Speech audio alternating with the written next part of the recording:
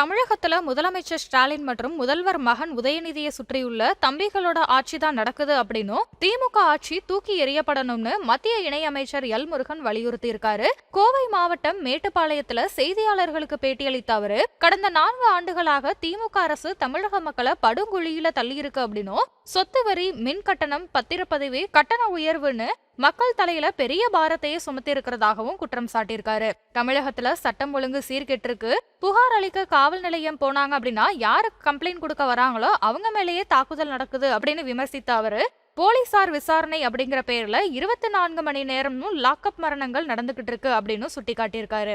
காவல்துறையை கட்டுப்பாட்டுல வச்சிருக்கிற முதல்வர் ஸ்டாலின் செயலற்று இருக்கிறதாகவும் எல் முருகன் சாடியிருக்காரு.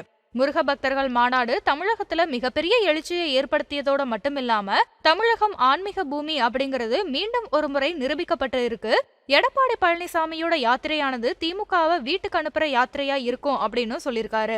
தேசிய ஜனநாயக கூட்டணியோட தமிழக தலைவர் எடப்பாடி பழனிசாமி தான் அப்படின்னு சொன்ன எல் முருகன், திமுக கூட்டணியில இருந்து மார்க்சிஸ்ட், கம்யூனிஸ்ட், விடுதலை சிறுத்தைகள் போன்ற கட்சிகள் எப்போ வாய்ப்பு கிடைக்கும் வெளியேறலாம் அப்படின்னு எதிர்பார்த்து கொண்டு இருக்கிறதாகவும் சொல்லியிருக்காரு. திருமாவளவனுக்கு துணை முதல்வர் பதவியை முதலமைச்சர் ஸ்டாலின் கொடுப்பாரா அப்படின்னு எல் முருகன் கேள்வி எழுப்பியிருக்காரு.